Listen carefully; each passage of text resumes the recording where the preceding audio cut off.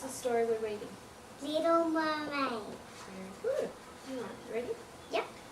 Fathoms below the ocean's surface in King Triton's kingdom, the sea was bubbling with excitement.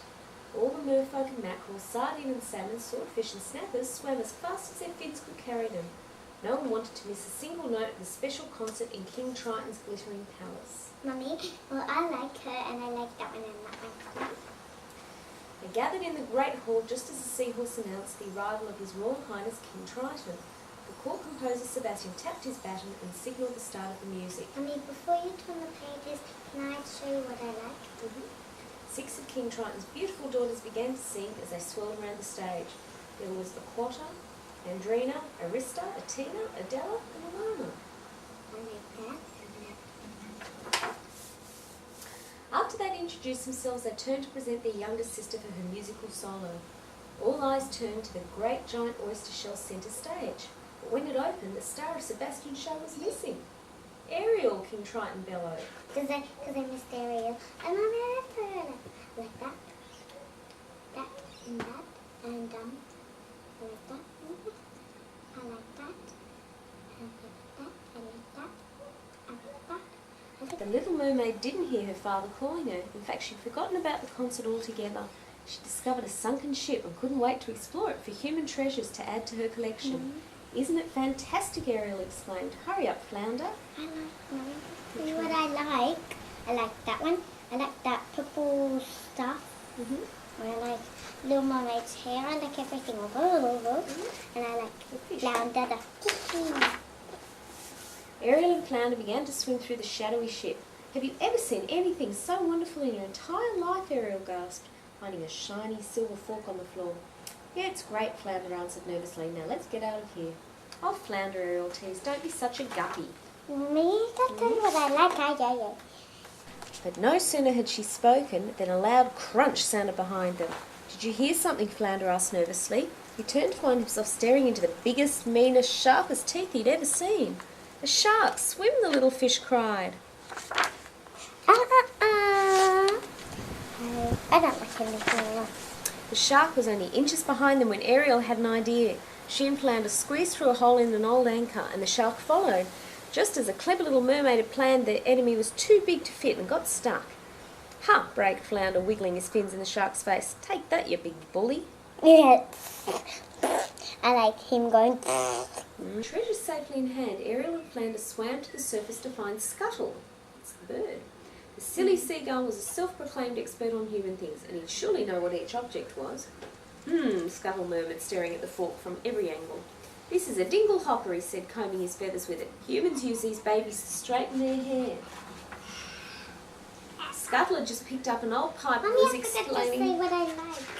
You always forget that I just like him, that's all I like. Scuttle had just picked up an old pipe and was explaining how humans play beautiful music on these so-called snarfblats, when Ariel suddenly remembered... Can I film you? Later. Oh my gosh, the concert, she cried. My father's going to kill me. She thanked Scuttle for his help and drove back down beneath the waves, never suspecting that someone was watching her. Yes, hurry home, Princess, laughed Ursula. The evil sea witch was hatching a plan. Turn the page, please. As a result of your careless behaviour, the entire celebration was ruined, Triton scolded his youngest daughter. You went to the surface again, didn't you? I'm 16 years old. I'm not a child, Ariel protested. But it was no use. The king was furious. As long as you live under my ocean, you obey my rules, he said, waving his mighty trident. You're never to go to the surface again. Ariel swam away in tears. You don't think I was too hard on her, do you, Sebastian? Triton sighed. He loved his daughter very much and hated to see her unhappy. Of course not, Sebastian said with a click of his claw. Teenagers, give them an inch and they'll swim all over you. She needs constant supervision. His Majesty couldn't have agreed more and appointed Sebastian to keep an eye on the headstrong princess. Sebastian... I'm going to tell you what I like. No, I don't like anything. Sebastian followed Ariel back to her secret grotto, and he couldn't believe what he saw inside. The sunlight streaming down from the ocean's surface illuminated Ariel's amazing collection of human treasures. Above all, humans walked and skipped and ran and danced. How she wished she could be part of that world. The mermaid was daydreaming about having feet instead of fins when a ship sailed over her grotto. She swam to the surface to get a better look. On board the ship, as part of a birthday celebration for Prince Eric, his faithful guardian Sir Grimsby was unveiling an enormous statue of the dancing prince. As an embarrassed Eric looked on at the statue, Ariel looked at Eric. "He's very handsome, isn't he?" she asked, startled. Suddenly, a burst of lightning startled the ship's crew to attention. "Hurricane a coming!" one of the sailors shouted. "Don't, Lauren, I can't read." I just want to do that. The men began tugging with all their might on the ropes and chains, trying to secure the masts and sails. But the wind was too strong and the waves too powerful. The ship crashed into the jagged rocks and Prince Eric was swept into the sea and knocked unconscious. Ariel dove after the prince, summoning her strength to pull him to the safety of the nearby shore. "Is he dead?" she asked Subtle sadly. He placed his head against Eric's foot and listened hard. "Can't make out a heartbeat," the seagull replied. Moved by the handsome prince, Ariel sang to him sweetly. I just told her that I like. Quick. Sound of her lovely voice, Eric's eyes fluttered open. Ariel dove back into the sea and watched him from a distance as Sir Grimsby helped him back to the palace. "We're going to forget this whole thing ever happened," Sebastian insisted, but Ariel couldn't forget her handsome prince, vowing to return to him some day. Can you turn it for me? I'll tell you what I like. I like the dog. Puppy? Yeah, it's cute. It looks cute. The next day Ariel was acting very strange. She seemed dreamy and distracted. He loves me not," she giggled, picking the yellow petals of a sea lily. "He loves me." "She's got it bad," teased her sisters. "Get your head out of the clouds and back in the water where it belongs," begged Sebastian. But all Ariel could think about was Eric. I like. Sea King was anxious to learn the identity of the lucky merman who had stolen his daughter's heart. "I know you've been keeping something from me," King Triton said, looking down at the tiny Sebastian. The crab's teeth chattered nervously. "I tried to stop her," the crab blurted out. "I told her to stay away from humans." "Humans!" Triton roared. Triton burst into Ariel's grotto, furious at his daughter for disobeying him once again. "If this is the only way to get through to you," he said, raising his mighty trident, "then so be it." And in a rage he destroyed all the treasures Ariel loved, even the statue of her beloved prince. Can you do that? Can I do it? Once alone, Ariel looked around at the rubble that had been her beautiful grotto and began to cry. "Poor child," hissed a voice. "Poor sweet child," hissed another. Two slimy eels, Flotsam and Jetsam, slithered around her. "The sea witch can help you," they urged her. "She can make all your dreams come true." Ariel wanted so badly to believe them. Could Ursula the sea witch really help her and Eric be together forever? "The only solution to your problem is for you to become human," Ursula cooed. "I live to help poor unfortunate souls like you." In a puff of pink smoke, she showed Ariel what her future could hold. She could have legs, and all it would cost her was her voice. As Sebastian and Flounder watched in horror, Ariel signed a contract with Ursula. The wicked sea witch tossed magical ingredients into the bubbling cauldron. She chanted as she stirred a sinister brew. "Before sunset on your third day on land, you've got to make Princey fall in love with you," Ursula cackled. "If he kisses you, you'll remain human, but if not, you'll turn back into a mermaid and belong to me." Can you turn that for me? Wait, it's hungry until I stop yawning. Thank you. The water swirled and the ocean floor rumbled. Ariel was tossed and turned by the power of Ursula's evil spell. Her long, beautiful tail split in half and became human legs. No longer a mermaid and unable to breathe under the sea, Ariel was rushed to the surface by Sebastian and Flounder. Who's Sebastian? Let's be on the next page. There he is. Oh. On land, Ariel grinned as she wiggled and wriggled her new toes. "There's something different about you," Scuttle said, studying her. "Don't tell me, it's your hairdo. You've been using the dingle hopper." "She's got legs," moaned a disgruntled Sebastian. "And she's got to make the prince fall in love with her," Flounder added. All three friends promised to help her. Turn the page. Oh, sorry. Yeah.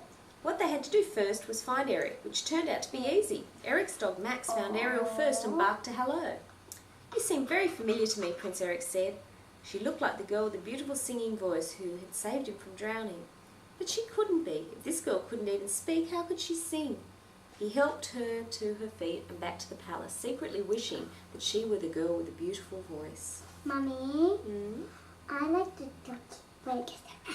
Oh, that's beautiful.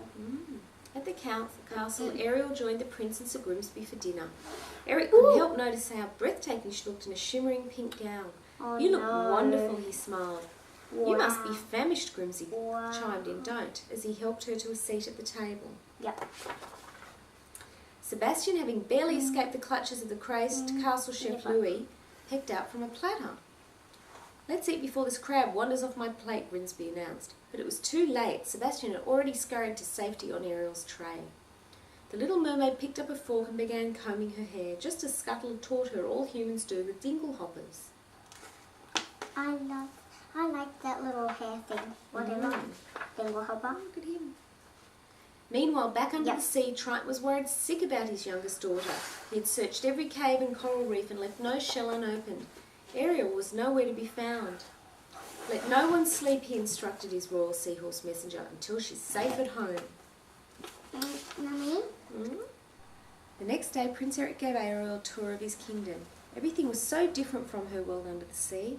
There were people everywhere laughing, talking, even dancing. It was more wonderful than she had ever imagined. Mummy? Well, this girl has this bow and I don't know her name. It's Ariel. Oh. Eric took her rowing on a peaceful lagoon, surrounded by a curtain of willow trees. It was very romantic, the perfect place to fall in love. Just one thing was missing. We've got to create the mood, Sebastian said, breaking off a reed to use as a baton. He began to conduct the ducks, turtles, fish and frogs in a soft love song. Did you hear something? Eric asked. Was it his imagination or was the beautiful music filling the air? He leaned close to Ariel and smiled. Their lips were only inches apart. Flounder and Sebastian watched anxiously as he was going to kiss her, but before the prince could, the boat mysteriously tipped over. That was close, too close, Ursula fumed. At this rate, he'll kiss her by sunset for sure. It's time I took matters into my own hands. In a puff of magic smoke, she turned from a hideous octopus into a pretty girl with Ariel's beautiful voice. I'll see him wriggle like a worm on a hook, she said. Turn the page. Eric watched the sunset from the balcony on the palace. Would he ever find the mysterious beauty who had saved him? No. Far better than any dream girl. Lauren, hold it still, darling. There's one right before your eyes, Grimsby advised him. Eric was about to agree when he heard the sweetest melody floating through the night air. It was Ursula, disguised as Vanessa, with Ariel's beautiful voice coming from the shell around her neck. Hearing her voice and believing Vanessa must be the one who had saved him from the shipwreck, Eric fell instantly under the wicked spell and decided to marry her. The wedding ship departs at sunset, he ordered Grimsby. As you wish, Grimsby nodded. Ariel listened sadly. She had lost her true love forever, and now she would never be able to escape Ursula's evil bargain. Ursula was delighted. Her plan was working perfectly. She was too busy rejoicing to notice Scuttle peeking through a porthole on the wedding ship. He saw her wicked reflection in the mirror, unveiling her true identity. The sea witch, he cried. I've got to tell Ariel. I saw it. He flapped as Ariel, Flounder and Sebastian struggled to untie. He tried again. Prince is mine. Ariel jumped off the dock to rescue Eric, but with her human arms and legs she could barely stay afloat. Grabbing onto a floating barrel, she let Flounder pull her towards the wedding ship as fast as she could, while Sebastian raced off to get Triton. But there was so little time left, the sun was about to set on the third day and all would be lost. They had to stop that wedding. Scuttle tried desperately to interrupt the ceremony. Dearly beloved, the minister began as a flock of bluebirds yanked and pulled Vanessa's hair. All of Ariel's friends, the starfish, the pelicans, even the dolphins, attacked on the seagull's command. Get away from me, you slimy, the witch protested, trying to pry Scuttle away from her. The magic shell that contained Ariel's voice went flying through the air on the deck just as Ariel reached the ship. It shattered as the sun descended on the golden horizon. Eric! Ariel spoke at last as her voice returned to her. You're the one, the prince exclaimed. It was you all the time. Get away from her, cried Ursula. Eric was about to kiss Ariel, the kiss of true love. But the sun set just seconds before their lips could touch. I'm finished, honey. You're too late, the evil witch grinned triumphantly. In a flash of light, Ariel turned back into a mermaid and Ursula became her old, ugly self once more. Yeah, I like... Oh. No, I don't know. So long, lover boy, Ursula said, grabbing Ariel and dragging her back into the sea. Poor princess, she cooed. It's not you I'm after. I've got a much bigger fish to fry. As she spoke, the Sea King appeared before them, ordering the witch to release his daughter. Not a chance, Triton, Ursula laughed, clinging tightly to Ariel's waist. She's mine now. Oh, Mummy, see the switch? Everyone's up. Her earrings are that. Wow. Now start. We made a deal, she laughed, showing him the scroll that Ariel had signed. Of course, she suggested, I've always had an eye for a bargain. I might be willing to make an exchange. With a wave of his trident, Triton signed the document and sealed his fate. He, instead of Ariel, would be Ursula's servant. Eric couldn't bear to think of his love in the clutches of the evil witch. I lost her once and I won't lose her again, he said, casting a harpoon into Ursula's arm. Summoning the magic of the king's trident, the enraged Ursula grew and grew into a monstrous size. Look out, Ariel cried to Eric. Ursula's tentacles were everywhere. You've got to get her away from here. No, the prince vowed, hugging her. I won't leave you. Come on, honey. Say goodbye to your sweetheart, Ursula chuckled, heading right for Eric. She pointed a trident at the prince and began to shoot fiery lightning bulbs at him. There's two. I bet he uses that one through. Now I am the ruler of all the ocean, she declared, stirring up a hurricane. The waves obey my every whim. The ocean bows to my power. Let me do it. But the battle wasn't over yet. Eric was hurled back on board a sunken ship that had resurfaced in the commotion. While the ship was crumbling under the power of a tremendous wave, Eric steered the jagged bow of the ship through the blinding wind and rain straight for Ursula. The bow pierced right through Ursula's cold heart and her spell was instantly broken. The sea witch disappeared into the water and the storm died down. Eric escaped to the safety of the shore just as the ship sank to the bottom of the sea. All the poor, unfortunate souls Ursula had tricked into signing her contract, including King Triton, were free at last. With his crown and trident back in place, Triton gazed at his youngest daughter. She really does love him, doesn't she? She said to Sebastian. Touching his trident to the water, he turned Ariel's tail into human legs once again. As much as he would miss her under the sea, Triton was happy knowing Ariel had found true love. Sebastian, Flounder, and all of Ariel's friends gathered to watch the joyous wedding to Prince Eric.